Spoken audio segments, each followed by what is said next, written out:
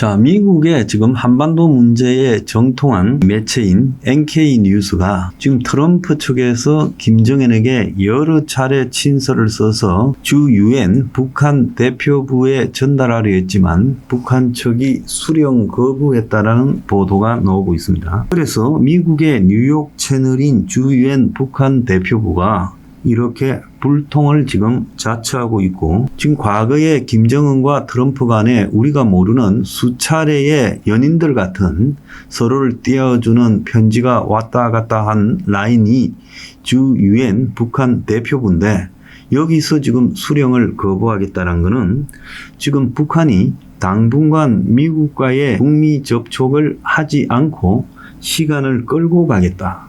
그래서 특유의 이 사회주의권에서 나오는 시간 끌기 전략이라고 봅니다. 지금 푸틴 같은 경우에 우크라이나 전쟁 종전을 시간 끌잖아요.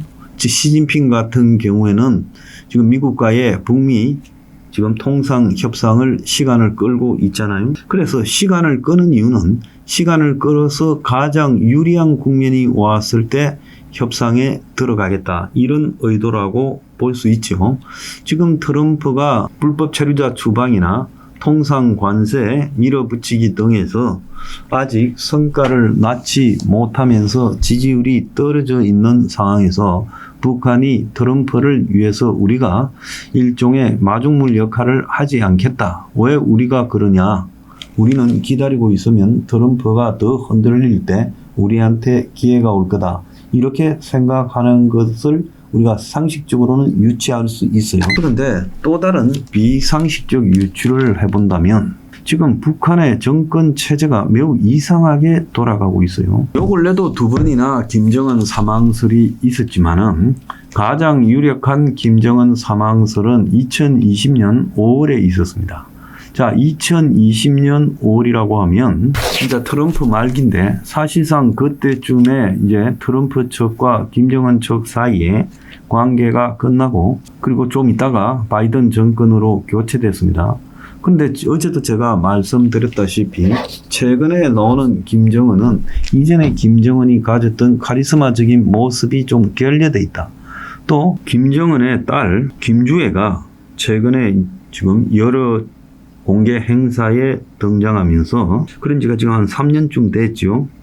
지금 나이로 보면 많아봤자 14살 안팎이라고 보이는데요. 자, 이 김주애가 첫 딸도 아니고 둘째 딸이라고 하고 있고, 또 막내가 아들이라는 설도 있어요. 첫째, 둘째가 딸이고 막내가 아들이다. 그런데 왜 김정은 딸이 이렇게 일찌감치 언론에 공개되는가? 김정은의 건강이 좋지 않아서 김정은이 언제 죽을지 모르기 때문에 딸을 갖다가 자기 후계자로 띄우는 거다? 그건 좀 어색한 이야기죠. 김정은이도 지금 40대 초반입니다.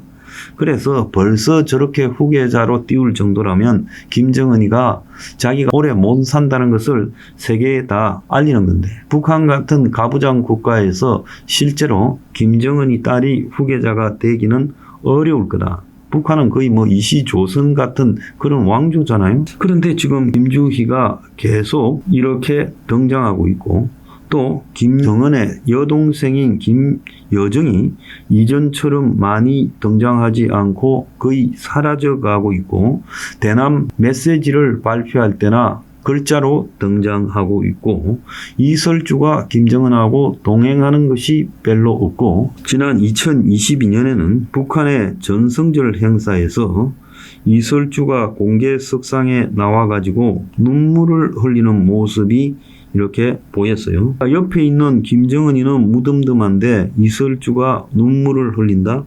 이것도 북한 같은 나라에서 최고 지도자 부인으로서 해서는 안 될 일이죠. 그래서 전체적으로 보면 북한의 지금 김정은이는 그야말로 북한의 군부 체제가 내세우는 과도적인 가짜 인물이고, 실제로 저렇게 딸 김주애를 등장시키는 것은 이제 김주애가 어느 정도가 되면 꼭두각시로 세워놓고 실제로 군부가 뒤에서 주무르는 것이고, 그리고 김여정이 사라진 것은 사실상 김여정이 연금 상태에 있다, 이런 이야기도 있어요.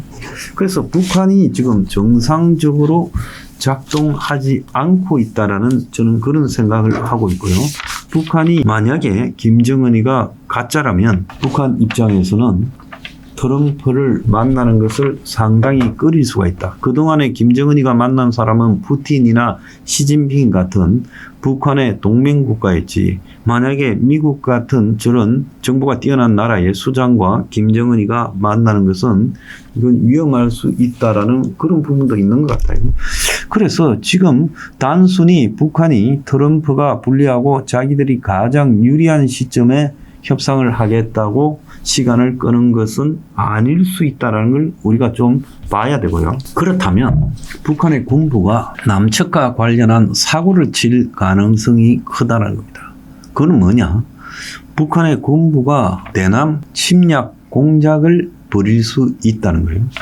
전면전이 아니라 제한된 한 며칠간의 전쟁을 벌일 수 있다라고 생각하고, 그래서 남한의 미군이 한국에서 벌어지는 지상전에 개입을 할 것인가 말 것인가를 떠볼 거라고 저는 보고 있어요.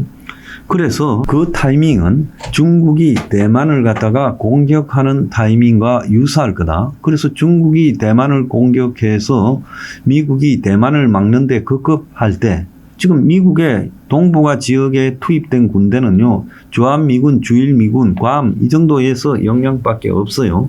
아마 미국이 본격적으로 중국의 대만 침공에 개입하려 하면 며칠이 걸릴 거라는 거죠.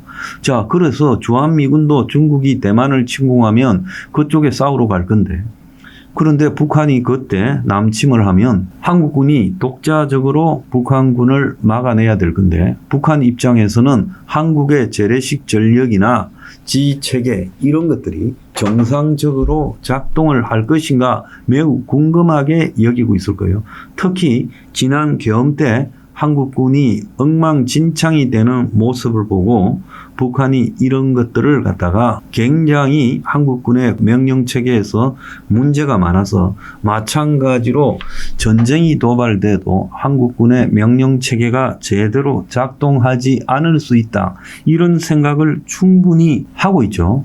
그래서 우리 같은 경우에는 지금 트럼프의 주한미군 철수 이런 것들도 지금 골치 아픈 상황에서, 어제 이재명 정권이 대북 전단 살포를 중단하고 대북 방송을 중단했지만은 북한이 곧바로 지금 이 부분에 호응해 나오지 않을 것이라는 거예요. 그래서 북한은 이재명 정권과 상당 기간 그야말로 무시하는 태도로 일관할 수 있다는 거죠. 북한이 한국의 친북 좌파 정권이 들어섰다고 곧바로 이 친북 좌파 정권과 대화를 하고 또 뭐 평화 노선으로 가게 되면, 지금 핵과 미사일을 다 개발한 입장인 북한에서 이게 크게 이익이 될 문제가 없어요. 그러지 않습니까?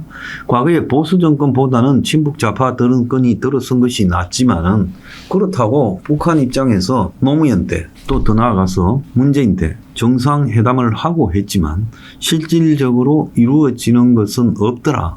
그러니까 형식적으로 한국 정권의 입장을 세워주는 지금 한국과의 평화적인 접촉을 할 이유가 없다라고 지금 보고 있어요. 자, 이 속에서 지금 이 한국의 안보 라인에는 미국과의 관계를 갖다가 유지하면서 가자라는 동맹파와 또 자주파의 싸움이 시작되고, 그 속에서 위성락 안보실장 내정자에 대한 지금 끝없는 폭로들이 터져 나오고 있어요. 그래서 이런 것들을 가만히 보고 있으면 지금 이재명 정권이 맞이할 북한이 자신들이 친북 좌파적 속성이 있다고 편안한 것이 아니라 편안하지 않을 거다. 심지어 북한과 군축 직접 대화를 하기를 원하는 트럼프에 대해서도 북한이 저렇게 나오고 있다. 그래서 북한의 진짜 속셈은 뭐 군축 대안이 이런 거 가지고 우리가 얻을 거 없다. 우리가 얻는 부분은 크게 사고 쳐서 제대로 지금 뺏어내는 거다. 이것이 북한의 정권의 기본적인 목적일 수 있어요. 그래서 북한은 한국과 미국 간의 관계가 더 삐그덕거리고, 또 주한미군 스트라이커 여단을 비롯한 주력 전투 부대들이 철수하는 것, 이것을 기다리고 있을 거다. 지금 북한이 절대로 미국이나 한국과 협상에 나서지 않는다는 거예요. 이걸 제대로 안다면요, 현재 북한과의 관계 등이 우리가 전단 살포 안 하고 확성기 안 튼다고 해결될 문제는 아니다는 거예요. 그리고 북한이 트럼프에 대해서조차도 지금 뻗대기기로 갔다. 북한이 그만큼 유리한 상황에 지금 놓여 있다. 이렇게 판단하고 있는 겁니다.